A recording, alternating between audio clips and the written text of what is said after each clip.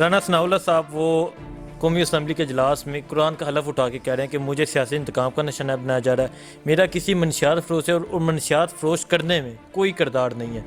دوسری طرف شہریار افریدی صاحب پاکستان تحریک انصاف کے جو ہے وہ بھی قرآن اٹھا رہے ہیں، تو کیا یہ سیاست میں قرآن کو لے کے آ رہے ہیں دونوں فریق؟ اس کے بارے میں کیا کہتے ہیں، اور یہ کیا عدالت پہ سوالیہ نشان نہیں ہے؟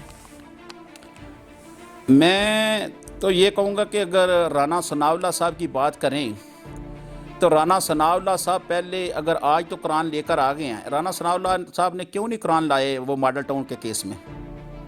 آج ان کو قرآن پاک لے کر آ گئے ہیں اسی وقت۔ جی میں بالکل سچا ہوں، میں رانا ثناءاللہ صاحب سے کہتا ہوں کہ ماڈل ٹاؤن کے کیس کے لیے بھی قرآن پاک لے کر آئیں۔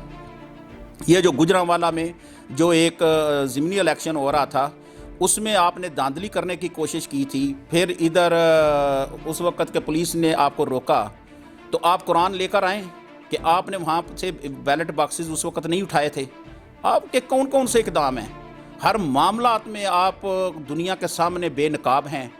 آپ لوگوں کو اس قرآن کی ویلیو کا ہی نہیں پتہ، قرآن چیز کیا ہے۔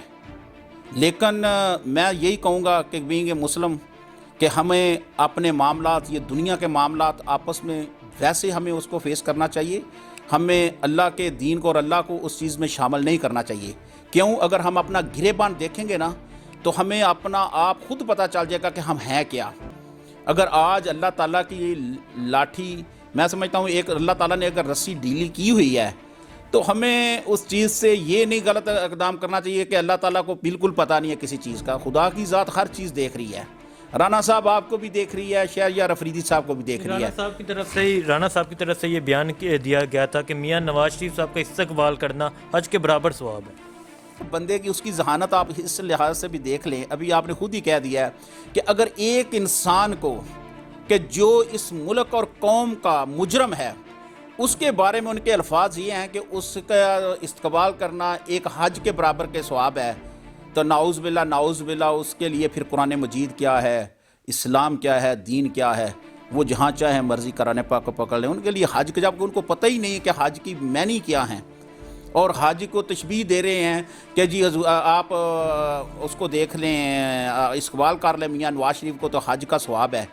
تو ایسے لوگوں کے لیے میں نہیں سمجھتا، میں سمجھتا ہوں کہ جو اسپیکر قومی اسمبلی ہیں اور دوسرا ان کو ایک سخت ایکشن لینا چاہیے اس چیز میں کہ آپ لوگوں کو کسی کو بھی یہ اتھارٹی، یہ اجازت نہیں دینی چاہیے کہ کوئی بھی قرآن مجید اٹھا کر آ کر میڈیا کا سامنے اپنے آپ کو بے گناہ کریں۔ اگر آپ بے گناہ ہیں تو آپ عدالت سے رجوع کریں، آلریڈی آپ کا عدالت میں ٹرائل چل رہا ہے، آپ اپنا عدالت میں کیوں نہیں کہا؟ اس دن شہریار افریدی صاحب نے کہا ہے کہ ان کو کہیں کہ اسی قرآن پہ ہاتھ رکھ کے کہیں کہ آج ہی کہیں، ادھر ہی کہیں، اسپیکر صاحب کو اور عدلیہ کو کہیں کہ میرا ٹرائل شروع کریں۔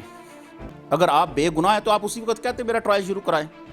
وہ کیوں نہیں جرت ان میں؟ اخلاقی جرت تو یہ ہونی چاہیے تھی۔ ٹھیک ہے جی شہریار افریدی صاحب آپ نے کہا ہے، میں کہتا ہوں کہ آج ہی میرا ٹرائل شروع کراؤ، اس طرف وہ آتے نہیں ہیں۔ لیکن اگر ٹرائل شروع ہوگا، آپ کا کیس جو عدالتوں میں ہے، عدالتیں فیس کریں آپ لوگ، تو قرآن مجید کو لے کر آنے کی آپ لوگوں کو پہلے آپ دیکھیں تو صحیح، آپ اس قابل ہیں کہ اس قرآن کو اٹھا کر لے آئے ہیں؟ میں نہیں سمجھتا۔ میں سمجھتا ہوں اگر میں سچا بھی ہوں نا تو مجھے قرآن کو اٹھا کے نہیں لانا چاہیے۔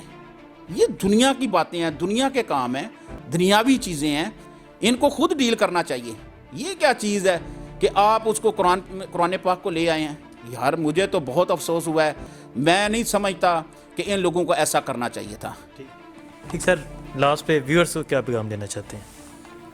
ویورز کو میں یہی پیغام دینا چاہتا ہوں کہ میں آپ لوگوں کا بہت مشکور ہوں، انتہائی مشکور ہوں آپ لوگوں کا، اسپیشلی نیا پاکستان کا، کہ ان لوگوں کی وجہ سے آپ لوگوں نے لاسٹ ٹائم بھی جو میں نے بات کی تھی بہت سارے لوگوں نے اچھے کمنٹس دیے تھے، اور میں سمجھتا ہوں، میں کوشش کرتا ہوں کہ اپنی آواز اپنی عوام کی آواز بنوں۔ کیوں؟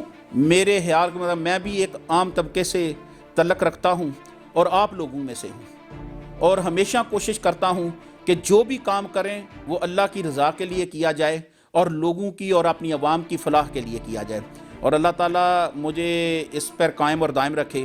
اور انشاءاللہ تعالیٰ میں صرف آپ لوگوں کو یہی کہوں گا کہ وقت بہت جلدی انشاءاللہ تعالیٰ پاکستان کا بہت بہتر وقت آنے والا ہے، اسپیشلی نوجوانوں کے لیے۔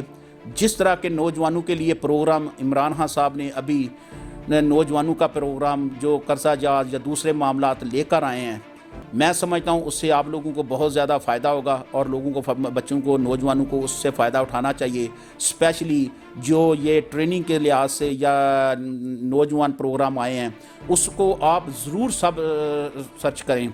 उसमें बहुत सारी ऐसी एक्टिविटीज़ हैं कि जो आप कोर्सेज़ करके यकीन माने आप इंटरनेशनल लेवल पर एक बहुत अच्छी जॉब्स और अच्छी चीज़ें मतलब हासिल कर सकते हैं। मेरा आप लोगों से यही पैगाम है कि खान साहब के जो भी है, अगर आपने देखना है तो नेट ओपन करके खान साहब की हर जो नई चीज़ें हैं आप उनको देखें, उन पर जाएं। और ये ज़रूरी नहीं है कि आप किसी MNA MPA के साथ या किसी बड़े लीडर के साथ तल्लक है तो वो फैसिलिटी आप हासिल कर सकते हैं। वो एक, मैं समझता हूँ कि अगर एक लाहौर डिफेंस का बच्चा हासिल कर सकता है तो एक मेरे गांव का भी बच्चा वो हासिल कर सकता है।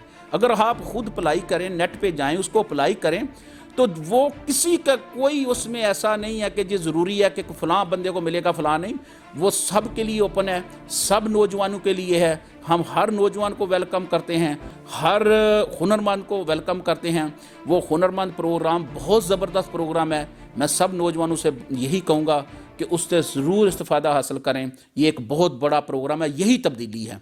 उससे आपकी लाखों करोड़ों जाबें इंशाअल्लाह ताला पैदा होंगी जब आप उस चीज़ से, उस प्रोसेस से गुजरेंगे इंशाअल्लाह ताला। बड़ी मेहरबानी।